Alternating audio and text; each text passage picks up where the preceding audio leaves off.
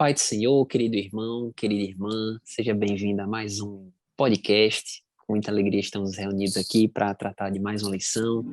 Para você que não me conhece, meu nome é Daniel Maia, sou professor de adolescentes ali da igreja do Templo Central, em Natal, né? E com grata alegria estou aqui acompanhado também das professoras, né? Thaís e Edídia, quem saúde com a paz do Senhor.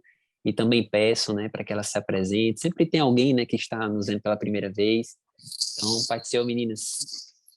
Pai do Senhor, professores. Como o Daniel já falou, meu nome é Thaís, né? Sou psicóloga e professora da classe de adolescentes no Tempo Central. E é um prazer poder estar aqui, né, para a gente debater, né, falar um pouco sobre o assunto da lição 6, Nascimento da Sociedade. A paz do Senhor, professores, a paz do Senhor, você que está assistindo a gente, ouvindo a gente. Meu nome é Gedídia. Depois você vai se acostumando aí, vai assistindo os podcasts que acostuma com o meu nome. Os ouvintes mais assíduos já falam com facilidade, com certeza. Exatamente. Tranquilamente. Estou aqui, sou psicóloga também, com muito prazer, professora da Escola Dominical também. Vamos aprender um pouquinho mais sobre essa sociedade que foi nascendo a partir, né, de Caim, né? E vamos entender um pouquinho mais sobre isso juntos, vamos conversar aqui, vamos para esse bate-papo gostoso. Amém, glória a Deus. Lição de número 6, queridos, que tem como título O Nascimento da Sociedade, né? A leitura bíblica se encontra em Gênesis capítulo 4, alguns versículos, o 1º, 2º, 8º, 17, e a mensagem bíblica se encontra em Gênesis capítulo 3, versículo 23, que diz: Por isso o Senhor Deus expulsou o homem do jardim do Éden e fez com que ele cultivasse a terra da qual havia sido formado, né? Uma lição bem interessante, né? Que vai tratar do período pós-expulsão, né? Por assim dizer, trata do nascimento da sociedade e tem como tópico de número 1, o título fala da vida fora do Éden, né? O que é que aconteceu com Adão e Eva após serem expulsos do jardim, né? E o comentarista aqui, ele traz pelo menos 3 subtópicos, né, que seria interessante abordar a respeito dessa vida fora do jardim. A primeira é que Adão, né, teve que agora tirar o seu sustento do seu trabalho, né? Por isso que ele diz que Adão, o agricultor, né? A dádiva da maternidade, que é exatamente o fato de que depois do pecado, o ser humano sofreu diversas penalidades, mas Deus não tirou a dádiva da maternidade, né, professora Thaís? Professora Thaís, que brevemente vai estar apresentando, né, mais um integrante aqui do podcast. E... e glória a Deus porque ele não tirou, né, essa dádiva da maternidade, apesar de, como a gente verá, vai acontecer o primeiro fraticídio. E o tópico de número 3 fala sobre, o subtópico, aliás, de número 3, fala sobre a tristeza que invadiu lá, né? Como eu já adiantei aqui, o primeiro fraticídio, né? São temas aqui que... Sim, pode falar, pode falar. Terminar. Não, pode concluir, pode falar. Não, que é interessante que a gente vê aqui, após a queda, né, do homem, a gente vê que, porque o tema é o nascimento da sociedade, né, e a gente já vê a sociedade nascendo ali a partir do pecado, né, então já começamos a ver as tragédias, as mazelas do pecado, né, e foi uma grande mazela, né, foi de uma desobediência, de comer um fruto proibido, para um fraticídio, né? Um homicídio ali, né? Premeditado, né? E que trouxe aqui, como fala, trouxe muita tristeza para os pais, né? É interessante até mostrar para os alunos essa decadência que foi sendo gerada, né? Qual era o plano de Deus? E é sempre bom, o professor sempre fala isso, recapitular, né? As aulas passadas, qual é o propósito de Deus? Como o homem foi criado, né? O homem foi criado assim, a ideia que Deus havia pré-estabelecido era essa para a humanidade, né? Viver dessa forma, deu ao homem o domínio, né, o governo da terra, e o homem caiu, né? E como é que ficou agora esse governo, né? E aqui é que a gente vai ver o que aconteceu com essa responsabilidade que Deus deu ao homem após o pecado. Não é isso, professores? Isso. Eu estou lembrando também que uma forma introdutória para a gente começar a lição, né, é a gente pensar sobre o conceito de sociedade que os alunos têm, né, que os adolescentes têm. Essa proposta dessa lição, eu estava conversando antes com os meninos, é inovadora, né? É um tema diferente, né? Poxa, quer dizer que a Bíblia traz como surgiu a sociedade. Quando a gente estuda história, né? A gente vê lá os períodos pré-históricos, né? E aí a gente vai vendo toda a trajetória que é proposta para o ser humano. Tem o período histórico, tem o nascimento das civilizações, né, assim, que a gente aprende. Então, acho que é legal você, professor, dar uma resgatada, assim, nos conteúdos que ele tem em relação às primeiras civilizações, né, e aí pensar que, por exemplo, a Mesopotâmia, o Egito, né, são relatos que tem aqui na Bíblia, que por isso também talvez o autor tenha mencionado o nascimento de uma sociedade, né? E aí, como o Thaís está colocando, depois de resgatar essa ideia, né, do que eles entendem sobre sociedade, que é uma sociedade, né, que tem a ver com grupos de pessoas, com formas de organizações grupais, né, com formas me ajuda, Daniel, de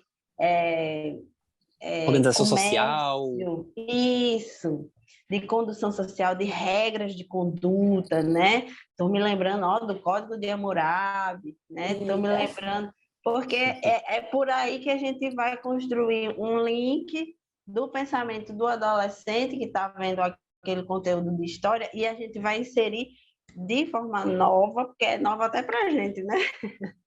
Nova essa coisa de que a Bíblia também relata o início da sociedade humana, né? E que pode ser considerada de uma forma, sim, generalista, porque a Bíblia é um fato histórico de fé e de história para a gente, né?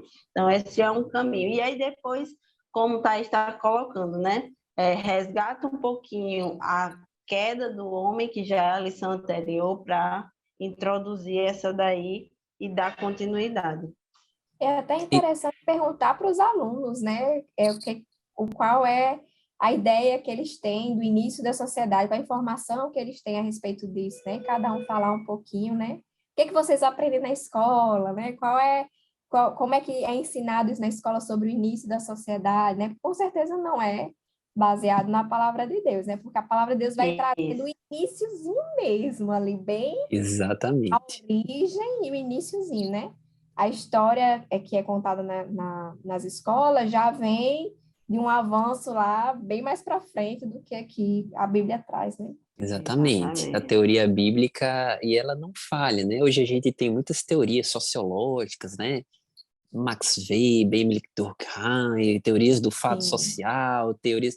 E todas elas buscam explicar, né, esse desajuste social que há no seio da sociedade, e a Bíblia mostra que claramente que... Por que a sociedade ela é tão desajustada? Por um motivo simples, pecado, né?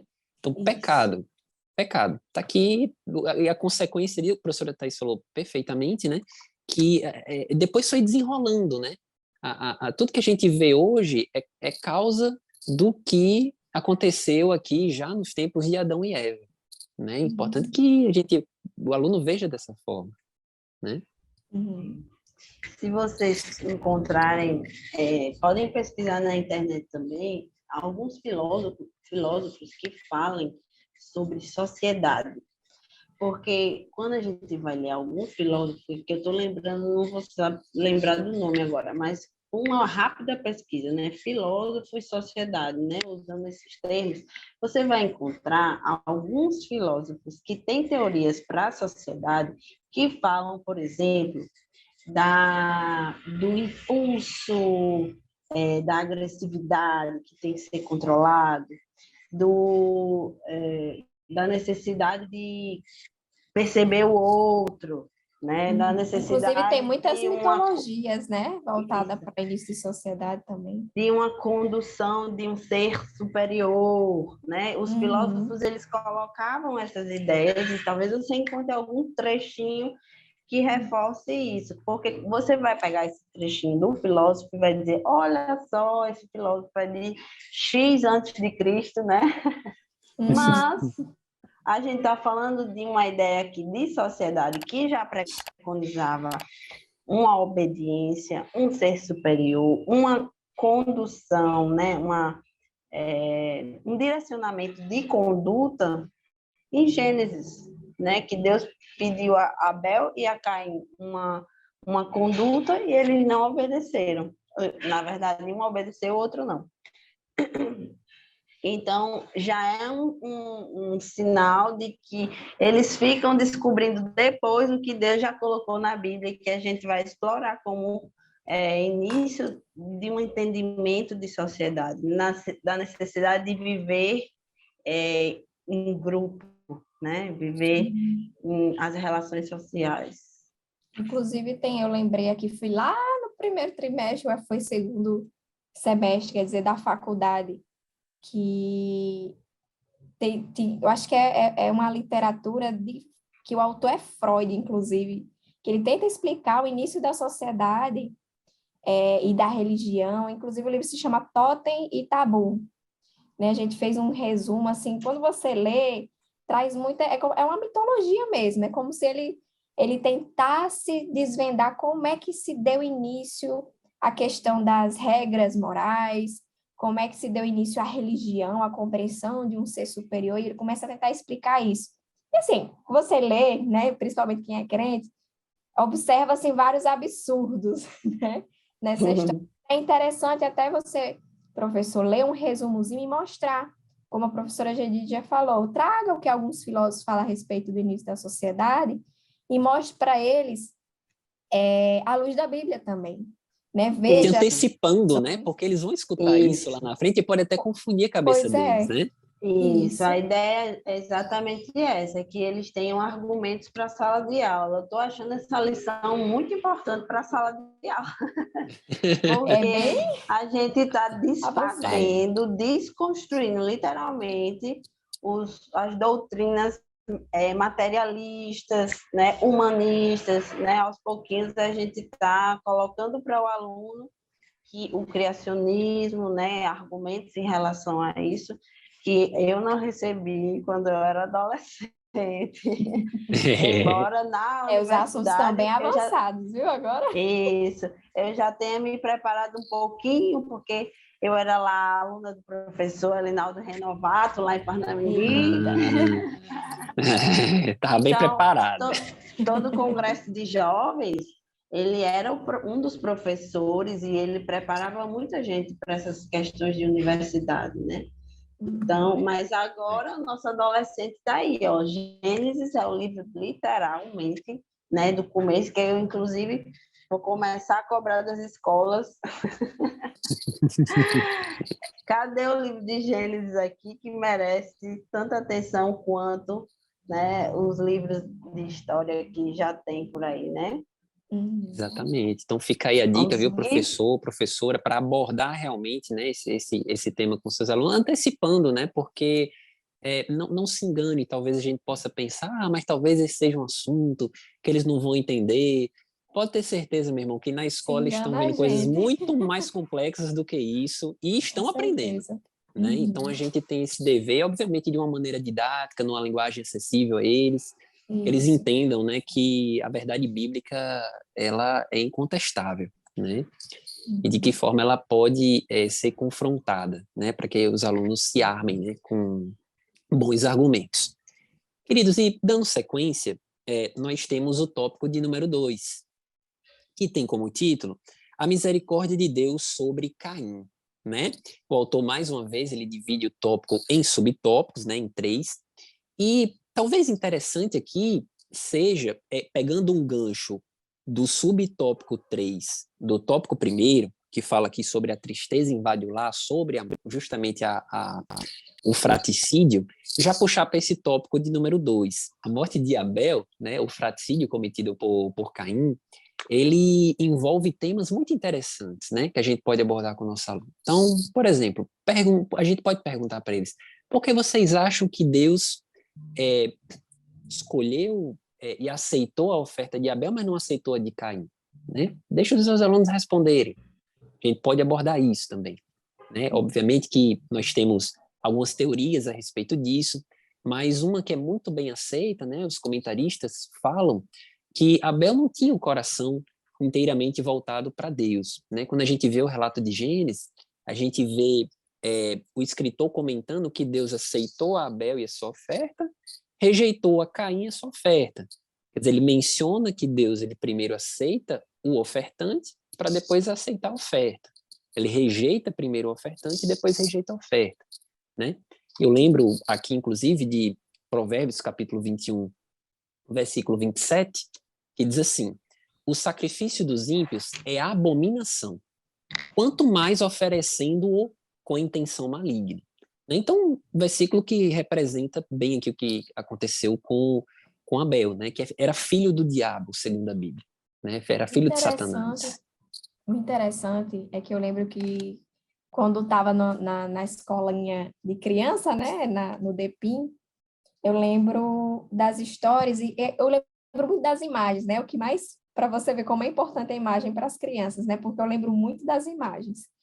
E eu lembro que quando contava a história de Caim e Abel, mostrava Caim levando batatas podres como uma oferta, né? E eu lembro, ele foi oferecer batatas podres para Deus e Abel foi oferecer o melhor que ele tinha, dando a entender que realmente era como se ele estivesse entregando algo, mas que não era agradável a Deus. Não era algo que ele queria entregar o melhor a Deus, né? A gente, como o professor Daniel falou, a gente não sabe exatamente o que foi que aconteceu, né? A Bíblia não deixa isso claro, mas Deus não se agradou da forma como ele ofereceu.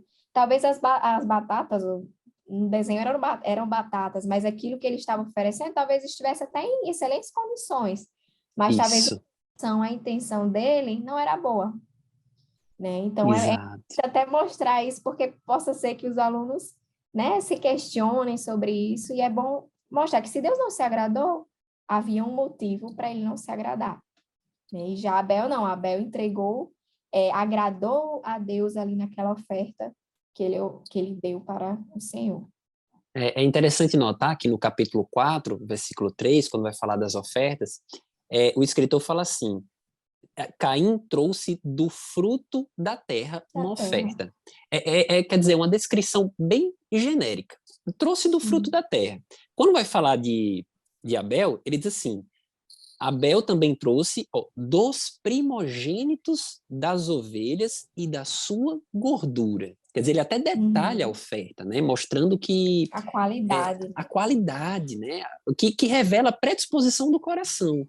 Né? Não é que a oferta em si... Alguns comentaristas até falam que mas a oferta de Abel era uma oferta de sangue, diferente da oferta de Caim, né? Essa é uma linha interpretativa, mas que talvez não seja assim uma linha interpretativa tão aceita, porque Adão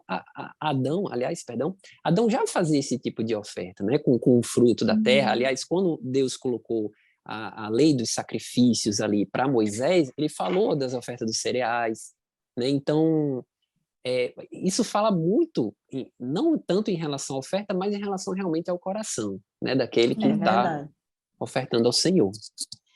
E vocês estavam falando, eu lembrando também da memória que eu tenho de Depinha, Abel ofertou certo, porque ele ofereceu uma ovelhinha, e Caim ofereceu errado, porque ele ofereceu vegetais, e Deus não queria vegetais. A gente tem que perceber que realmente não tinha necessariamente a ver com o que era, mas com a intenção que havia em cada um. Tem aquele versículo que eu estava me lembrando: maldito aquele que faz a obra do Senhor relaxadamente. né? E Exatamente. a gente pode aplicar muito bem aí, junto com os adolescentes, sobre essa questão da intencionalidade do que é feito dentro da própria igreja, né? Qual a... Paulo tem uma expressão bem legal, é qual a intenção do coração. Acho que não é essa palavra, mas é como está funcionando ali a sua intencionalidade mesmo, né? Motivação, né? A motivação. Você está no conjunto porque você gosta de estar bem socialmente, você vai para a igreja porque você tem um grupo social, né? Ou você oferece o seu sacrifício a Deus de fato, de coração verdadeiro, né? Busca adorar, reconhecendo a soberania de Deus e tal, e tal, e tal. E essa é uma boa aplicação também para essas questões das diferenças das ofertas, né, deles. Sim. E são pessoas diferentes, né, como em toda a sociedade, que vão mostrando para a gente como nós somos, como a Bíblia ela vai sendo um espelho para a nossa sociedade, né? Isso. Sim, com certeza. Interessante é Caim saber que ele provavelmente sabe que ele não estava sendo totalmente sincero ou honesto na forma de ofertar ao Senhor. E mesmo assim ele sentiu ciúmes, né? Sentiu inveja do seu irmão, porque ele foi bem aceito, né? E Deus logo, né, percebeu isso e o repreendeu, né? E tem um versículo aqui, para não falar em minhas palavras, o Senhor diz para Caim: por que está furioso?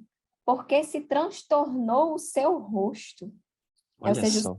semblante automaticamente revelou o sentimento que florescia ali no coração de Caim, né? Se você fizer bem, não será aceito, mas se não o fizer, saiba que o pecado o ameaça à porta.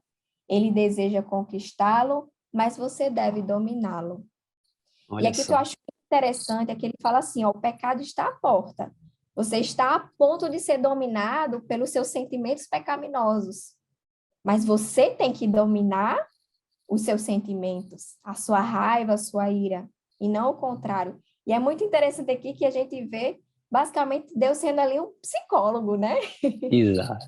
Sentimentos, né? Não deixe ser dominado por eles, né? Muito interessante, mas ele não ouviu a voz de Deus, ele preferiu se deixar dominar pela sua raiva, pelos seus sentimentos pecaminosos, né? Pelas concupiscências da carne, né? E ele armou ali uma cilada para o seu irmão. Pode falar, Judite. Você falando, e eu estou lembrando aqui que existem alguns escritores que falam que o orgulho é o grande pecado da humanidade, né? Porque esse sentimento de soberba, de que eu sei o que eu vou fazer, acima do que o meu Deus tem me pedido, me oferecido, ou me proposto, ou me orientado, né?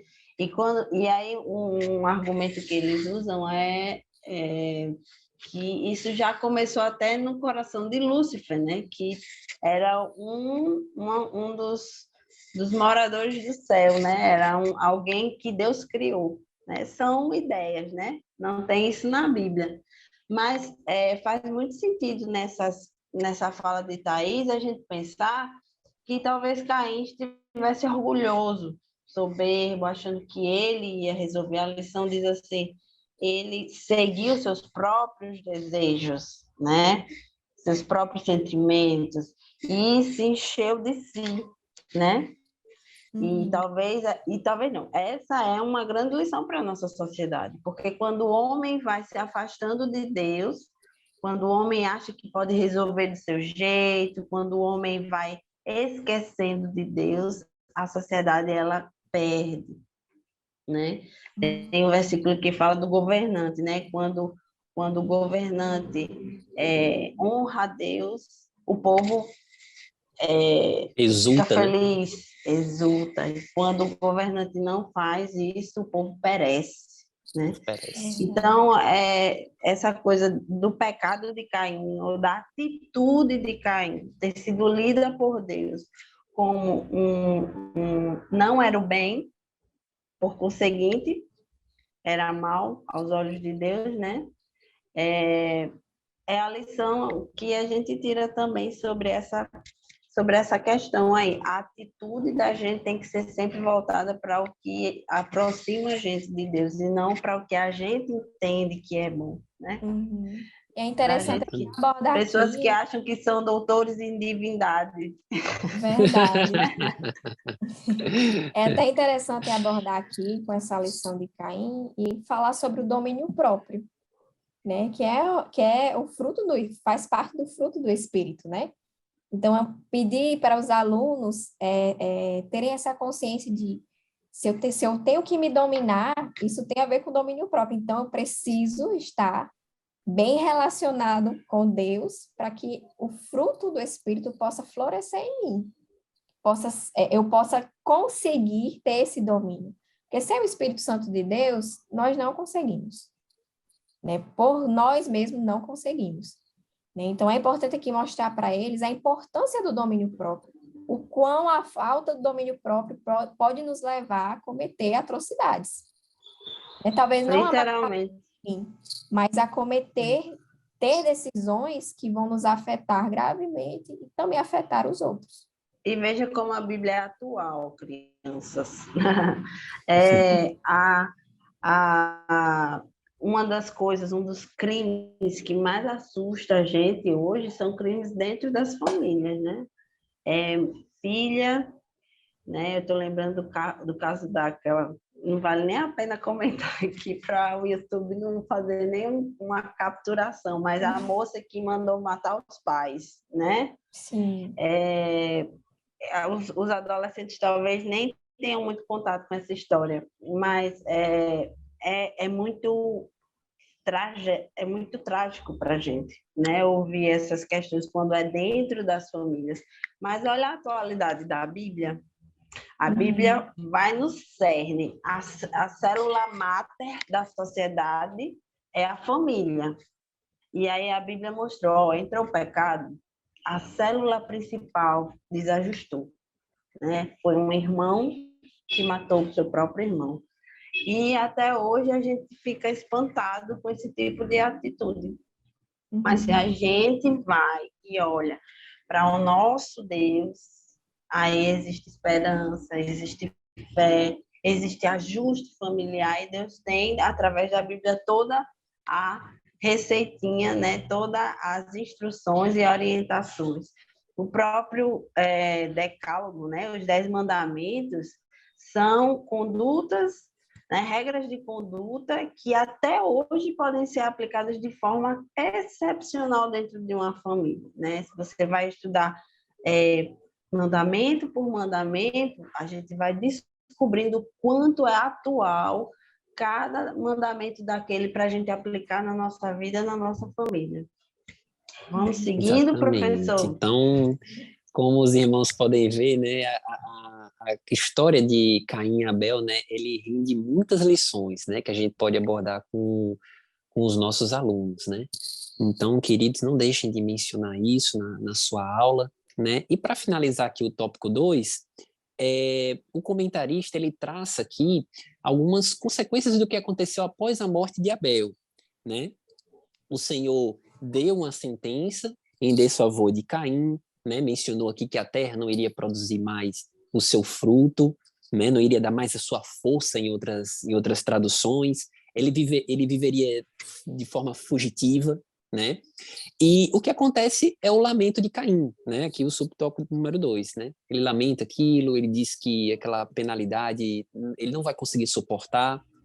E o Senhor, de maneira incompreensível à mente humana, tem misericórdia de Caim, né? Caim, apesar daquela daquele tremendo ato, aquele ato horrível, né? Falta até palavras aqui para descrever o que ele fez. Ele chegou até a confrontar o Senhor quando o Senhor veio falar com ele, né? Sou eu o guardador do meu irmão? O Senhor poderia ter falado, Atrevido, viu? sim, Tipo, você é exatamente o guardador do seu irmão, né? Todo irmão mais velho tem um dever de proteção, né? Aliás, o nosso irmão mais velho, né, Jesus, deu a vida por nós, né? O primogênito entre muitos irmãos. isso. Então, E nível de indiferença, né? nível de indiferença, né? Eu existo, meu irmão não é importante. Ele poderia ser até Exatamente. encaixado como um psicopata, né? Isso, Porque exatamente. em nenhum momento aparece arrependimento da parte dele. Em A nenhum momento empatia. parece, exato. Nenhum O momento. lamento dele é mais de remorso, né? Mais E foi de premeditado. premeditado. Ele está lamentando aqui é mais o castigo que ele recebeu do Senhor do que propriamente o sangue do irmão dele que ele derramou, né? Isso. Ele E o sofreu por Senhor, si e não pelo irmão. exatamente, sofreu mais por si do que pelo irmão. E o que a gente vê aqui, né, o subtópico de número 3 é o Senhor tendo misericórdia de Caim, né? E o Senhor coloca um sinal em Caim para que ninguém atente contra a sua vida, né? A Bíblia não fala que sinal é esse, a gente pode até perguntar ao aluno, né, o que ele imagina que seja esse sinal. Inclusive, eu acho que vale aqui, eu estava um dia desses fazendo a leitura bíblica em Gênesis, e assim, eu já ouvi várias teorias, né? Inclusive teve uma polêmica aí, que eu acho que foi aquele Marcos Feliciano, enfim, que falou que a marca de Caim eram as pessoas de pele negra, né? Teve todo esse boom aí, menino, foi uma polêmica e tanto. Mas aí eu Sim. estava lendo aqui, Gênesis, rapaz, a gente jamais vai saber que marca é essa. Por quê? Porque a descendência de Caim foi destruída no dilúvio. É verdade.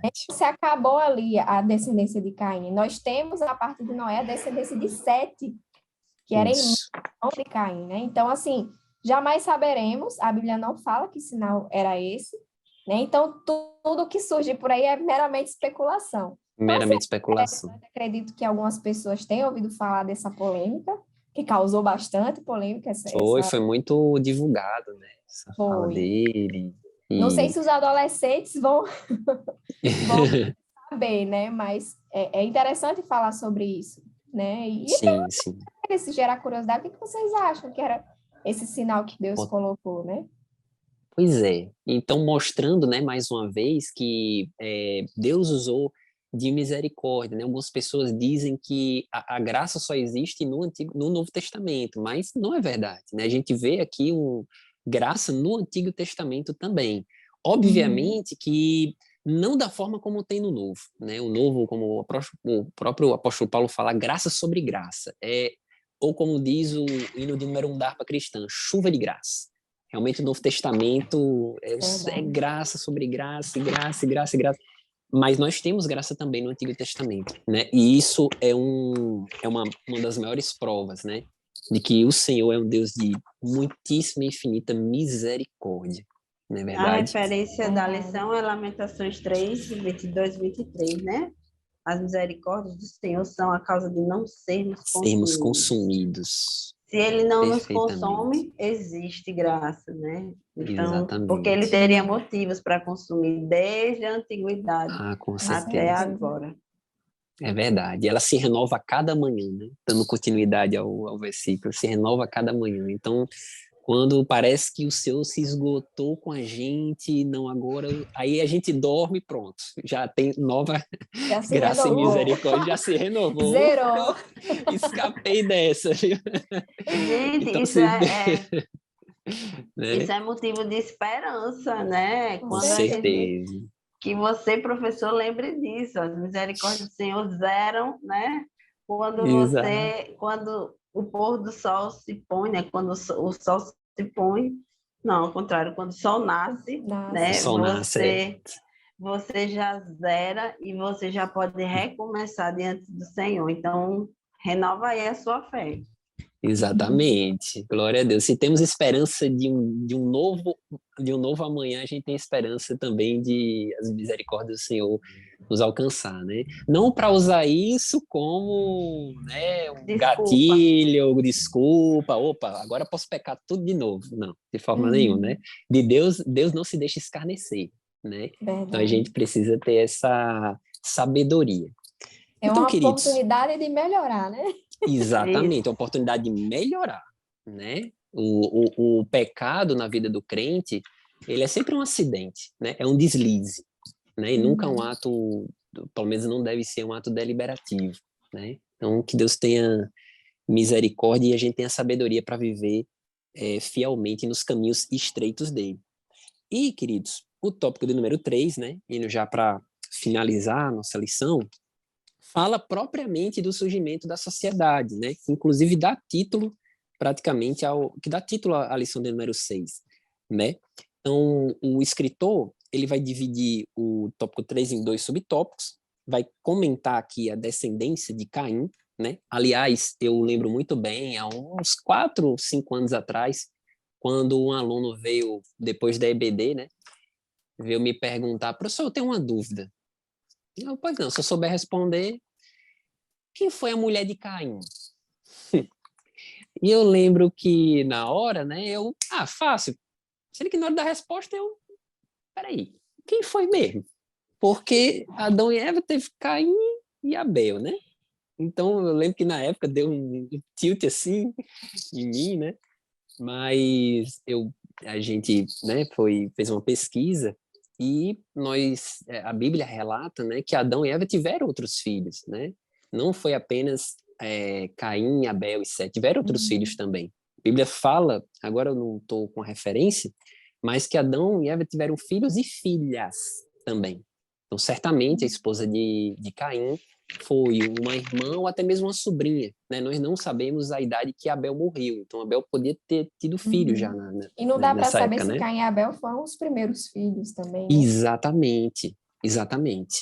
Né? Pelo menos esse é uma questão. A gente pode, inclusive, lançar essa pergunta em sala de aula, né? Deixar os alunos bem, bem curiosos aí para que eles possam se envolver também, né? Na lição, na sala de aula. E o subtópico de número 2 fala do desenvolvimento social. Queridos, eu falei que eu não sabia a referência, mas no início do tópico do subtópico número 2 já fala. A Bíblia afirma que Adão e Eva tiveram filhos e filhas, né, que se encontra aqui em Gênesis capítulo 5 e o versículo 4, tá certo? E ele fala aqui, né, o comentarista, né, fazendo referência à Bíblia, alguns descendentes, né, que foram responsáveis pelo desenvolvimento de certas técnicas. Então a gente tem, por exemplo, o Jabal, né, que foi aqui o precursor, o pai dos criadores de gado, né, a pecuária. Nós temos também os filhos de Jabal, né, que foram aqui responsáveis por armar peritos em armar moradas, né, em forma de barracas, em construção, quer dizer, os precursores da engenharia civil. Né? Interessante, né, como a Bíblia tem esse cuidado, né, de afirmar a origem bem pontual, né, Pois bem é. específica, né, daquilo que a gente Faz questão de vê. mostrar como é que era a vida naquela época, como é que eles sobreviviam, como viviam em sociedade. Exatamente. Tão interessante como É, Deus ele teve esse cuidado. Né? lembrando das civilizações antigas, esse é um questionamento da história. Lembrem aí dos livros de história. Eles procuram entender como se gerou, por exemplo, a arquitetura tão rebuscada, a engenharia tão caprichada, né, da civilização Machu Picchu, aqui da América Latina, do Egito Antigo, né, das estruturas que tem lá. Estou lembrando que tem coisas que não tem muita explicação, né? Eu esses dias também estava lendo o Antigo Testamento, era Deuteronômio, e eu lembro que no trecho bíblico, Deus mandou construir uma estrutura com pedras grandes, né? E Deus deu toda a orientação para Moisés de como seria feita essa estrutura para ali haver um momento de culto, um momento de adoração, um momento era como se fosse o precursor do cenáculo, sabe? E eu disse, meu Deus, será que essas pedras ainda existem? Fiquei me lembrando dos achados arqueológicos, né? Porque isso vai misturando com o que a gente vai vendo na internet, né? E a gente precisa sinalizar para os nossos alunos, talvez em alguma lição, algum tema arqueológico, levar para eles isso, porque já tem muita informação na internet sobre achados bíblicos, né, das civilizações bíblicas, vamos dizer assim, né, da sociedade bíblica, do que foi a história bíblica. E a gente não esquecer que esse desenvolvimento social, como a Bíblia conta, ou quando a gente chega na escola que vê o Egito construído as pirâmides e uma esfinge, por exemplo, isso tem uma coisa que já está explicada na Bíblia, né? Pelo livro de Gênesis, que é o livro do princípio de todas as coisas. E mostrar e enfatizar isso como bem Daniel estava fazendo. E eu entrei na conversa. Não, eu até agradeço, porque as contribuições de Edígia só enriquecem aqui o nosso debate, né? E, queridos, antes de falar, né, sobre essas questões, sobre a pecuária, sobre as barracas com engenharia civil, a gente pode até perguntar ao nosso aluno, né? Como é que vocês acham que surgiu isso? Né? E deixar a criatividade deles, né? Adolescentes são sempre bem criativos, né? Como é que vocês acham que surgiram os instrumentos musicais? Através de quem? Como? Qual será que foi o primeiro instrumento musical, né? A gente tem até a Isso referência mostra, aqui. professor, a inteligência, né?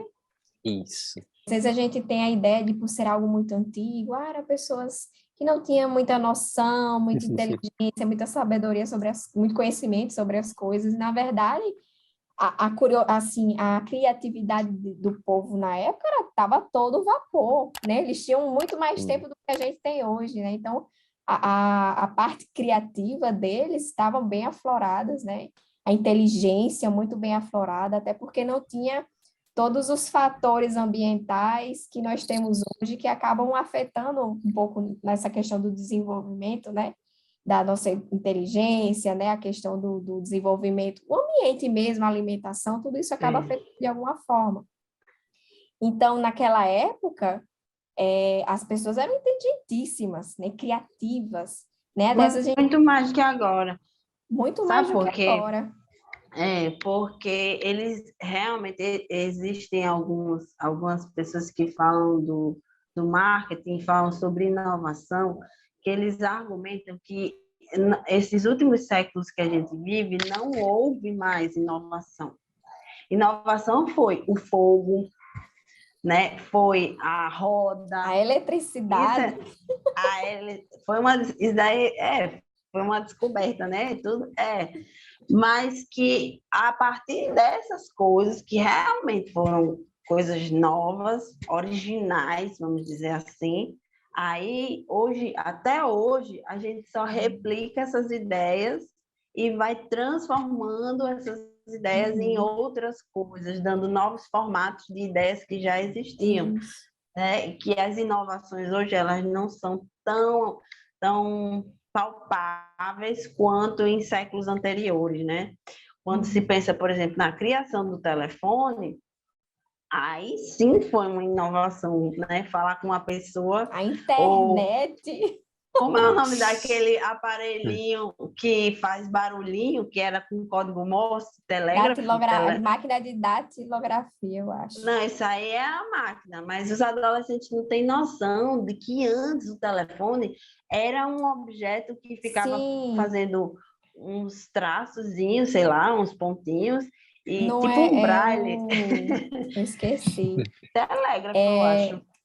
Não, eu não sei porque não é da minha época, viu? Mas código se eu Morse, soubesse... né? O código Morse era a forma, era o registro. Isso, mas a máquina eu não estou me recordando o nome. Pesquisa aí na internet. Antes do telefone, a forma que eles se comunicavam em guerras, por exemplo, era através desse aparelho, né? Isso. Ficava alguém lá, bum, bum, bomba estourando, e alguém lá olhando para o aparelho, recebendo a mensagem. Podia errar um ponto lá.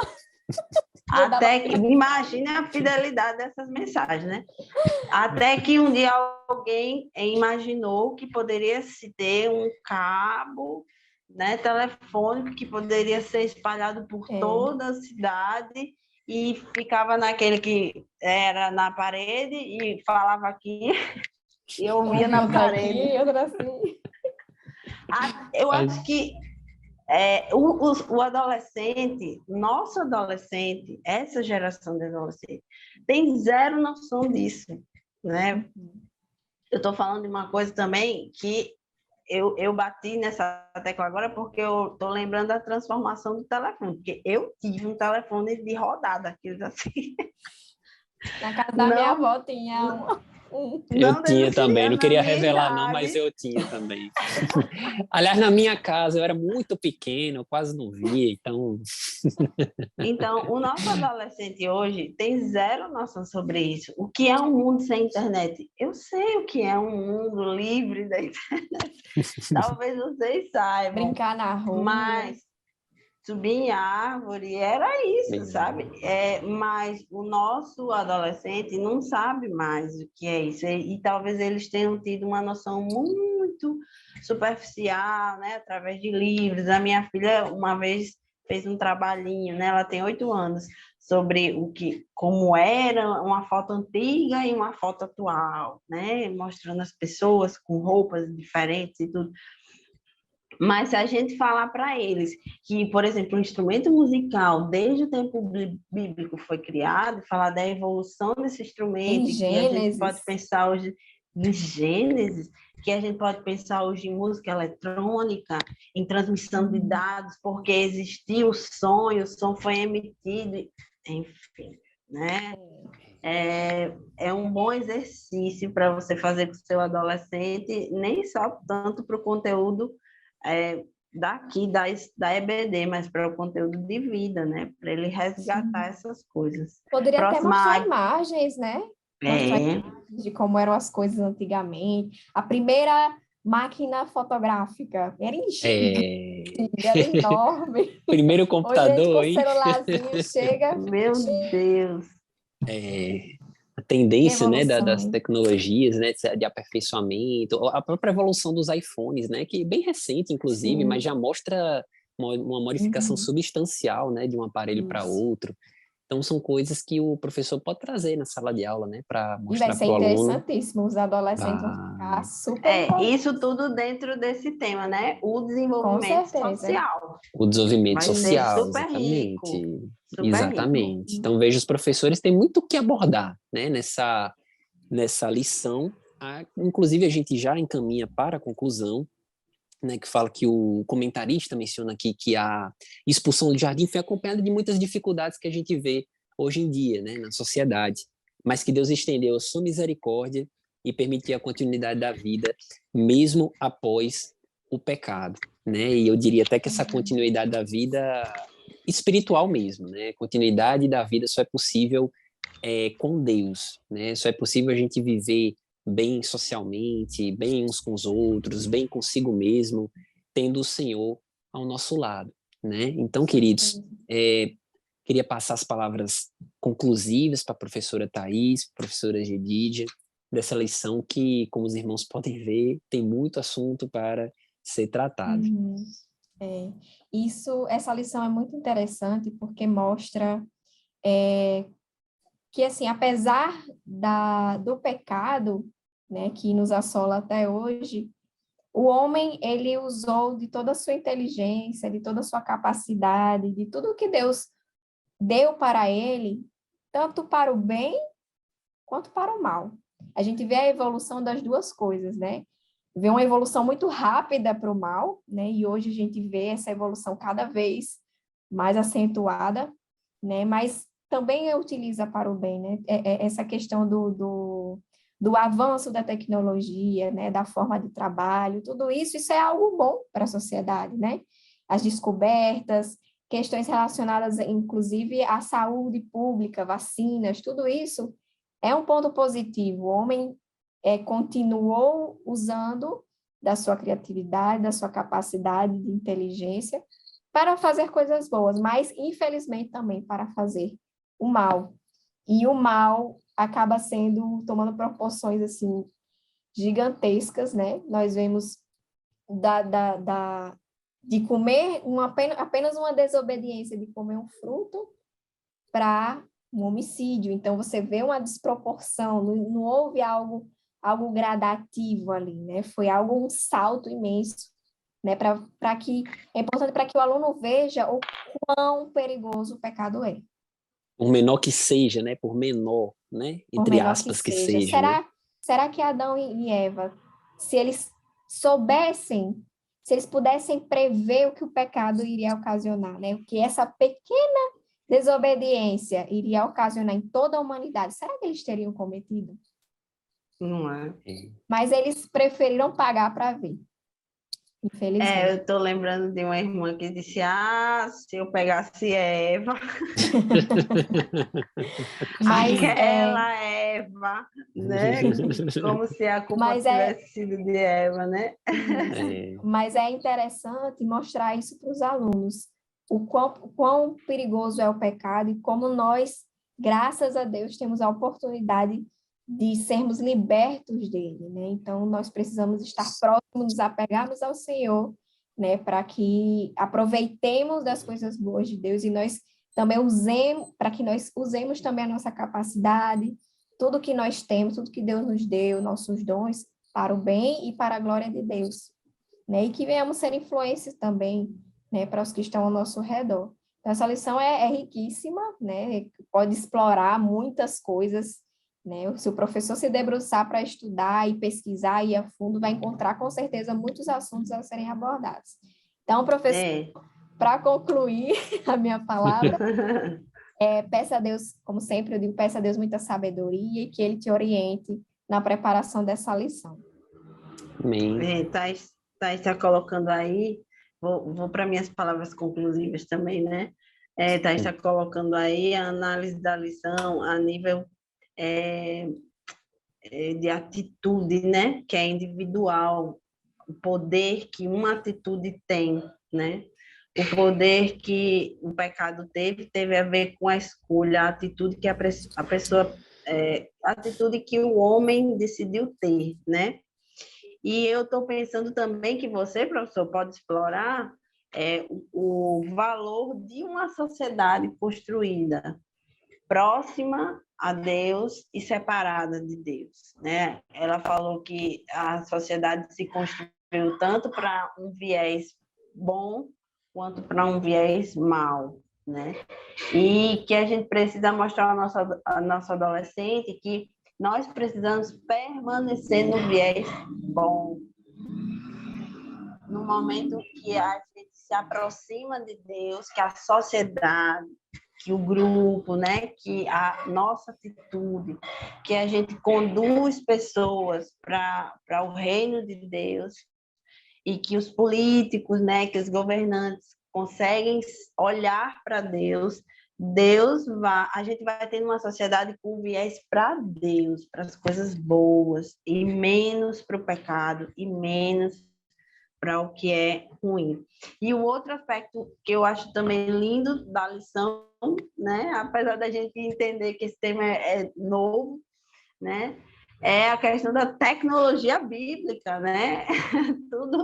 Tudo vem de Deus, né? A inteligência humana aí está se mostrando, né? Tecnologia que eu estou falando no sentido da origem da técnica da agricultura, da origem das regras morais, da origem, né, de objetos, dos rituais religiosos mesmo, né, que a gente tem, das tradições religiosas que a gente tem. Isso fala de uma cultura bíblica, da riqueza bíblica, e que a gente não precisa ficar bebendo em fontes que não sejam a Bíblia, porque a Bíblia ela é a fonte de sabedoria, né? Então é isso, professor. Que bom, obrigada pela oportunidade de estar aí compartilhando com você. Que bom que você chegou até aqui, ó. Esse professor que está com a gente agora, ó. Top, top, top, viu? Nota 10. Nota 10, parabéns. Muito bem. Então é isso, queridos. Agradecemos, né, como a professora Gigi falou, a sua presença até aqui. Esperamos que esse podcast tenha sido enriquecedor, né? Desejamos uma boa aula, um bom domingo, né? Se a sua escola dominical acontece aos domingos, mas que você seja usado por Deus para trazer essas verdades aos seus alunos e que Deus abençoe também a sua semana, tá certo? Até o próximo podcast, se Deus assim permitir. A paz do Senhor. Tchau. A Pai do paz, Senhor, Senhor. tchau.